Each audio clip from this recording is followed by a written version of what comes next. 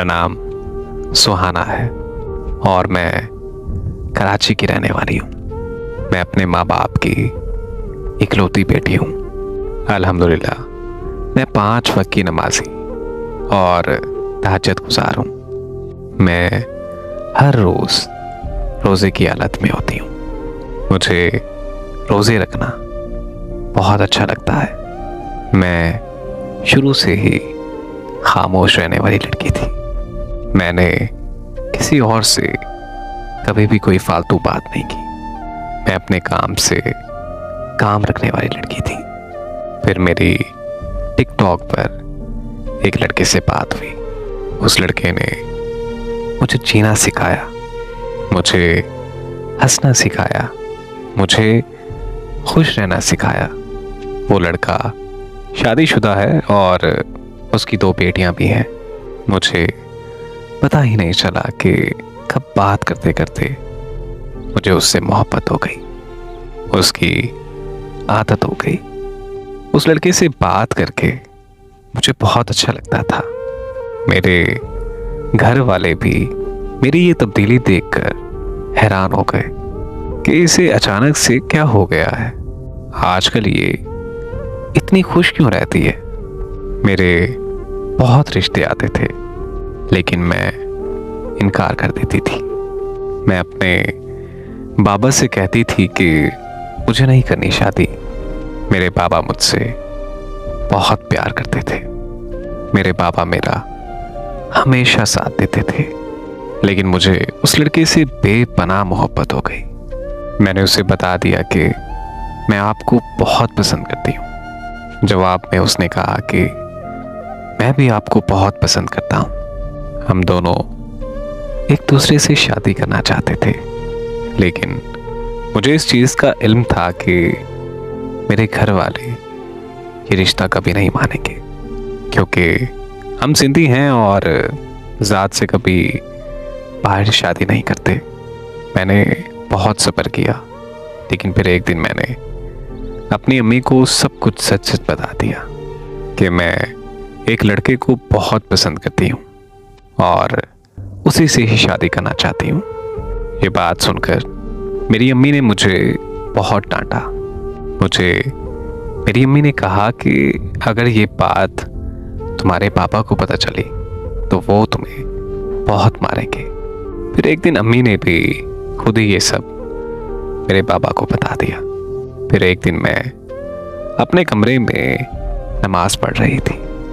मेरे पापा मेरे रूम में आकर बैठ गए और मेरी नमाज ख़त्म होने का इंतज़ार करने लगे।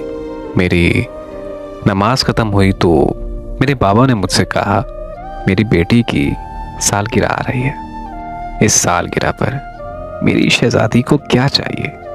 मैंने अपने बाबा से कहा कि पापा कुछ नहीं, बस आपकी दुआएं चाहिए। फिर पापा ने कहा कि मैंने सुना है कि आप भागना चाहती हो।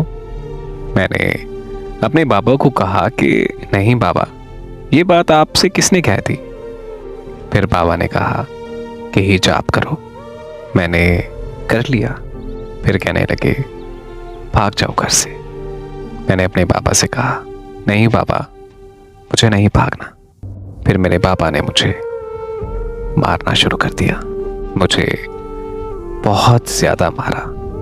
मैं अपने रूम से बाहर सहन में आ गई भागकर। फिर बाबा ने मुझे झाड़ू उठाकर एक बार फिर से मारना शुरू कर दिया।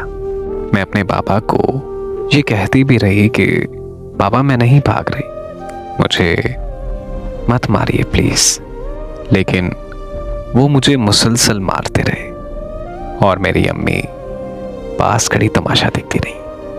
मेरे पापा ने मुझे मेरे बालों से पकड़कर जोर से जमीन पर पटक दिया। उसके बाद मैं बेहोश हो गई। जब मुझे होश आया तो मेरी फ्रेंड मेरे पास बैठी थी और मेरे घर मेरी शादी की तैयारी चल रही थी। फिर 2 दिन के बाद मेरा निकाह था और फिर जिस शख्स से मेरा निकाह हुआ वो 5 बच्चों का बाप है। निकाह के फौरन बाद मेरी रुखसती कर दी गई, वो भी एक 40 साल के आदमी के साथ। उनको यह एतराज था कि वो लड़का शादीशुदा है, उसकी 2 बेटियां हैं और वो हमारी जात का भी नहीं है। लेकिन अब मुझे 5 बच्चों के बाप के साथ रुखसत कर दिया। शादी के बाद मुझे पता चला कि ये लालची लोग हैं। मेरे बाबा ने पैसे के दम पर इनको खरीद लिया। जिस शख्स के साथ मेरा निकाह हुआ, उस शख्स की हरकतें मुझे बहुत मशकूक लगती हैं। उसने मुझे बताया कि मेरी 2 बीवियां और भी हैं। मेरी एक बीवी भाग गई है मेरे बच्चों को छोड़कर। मैं तो ये हैरान हूं कि आप कैसे मान गई मुझसे शादी करने के लिए। मैंने उस शख्स से कहा कि हमारी जिंदगी के फैसले हमारे माँ बाप करते हैं। मैं इस रिश्ते से हरगिज खुश नहीं हूं, लेकिन ये मेरे पापा का फैसला है तो मैं इसे बखूबी निभाऊंगी। आप परेशान मत हो, मैं आपके बच्चों को भी संभालूंगी। लेकिन आप मुझसे एक वादा करो कि आप कभी मेरे करीब मत आना। मैं आपके सब काम करूंगी, लेकिन मैं आपसे ये माजरत चाहती हूं कि मैं आपको ये हक नहीं दे सकती। मेरी ये बात वो मान गया। मुझे फिर पता चला कि उसके बाहर वाली औरतों से ताल्लुकात भी हैं। मैंने अपने पापा को सब कुछ बताया तो मेरे पापा ने मुझे कहा कि तुम्हारे साथ बिल्कुल ठीक हो रहा है। मेरी अम्मी ने मुझे कहा कि आज के बाद हमारे घर मत आना। आज मैं आप सबसे ये पूछना चाहती हूँ, क्या किसी के माँ बाप ऐसे भी होते हैं? क्या किसी से मोहब्बत करना इतना बड़ा गुनाह है कि जिसकी एक लड़की को इतनी बड़ी सजा दी जाए? मैं कभी कभी सोचती हूँ कि खुदकुशी कर लूं। ऐसी जिंदगी से तो मौत बेहतर है। मैं आप सबसे हाथ जोड़कर गुजारिश करती हूँ कि मेरे लिए दुआ कीजिए कि मुझे सब्र आ जाए।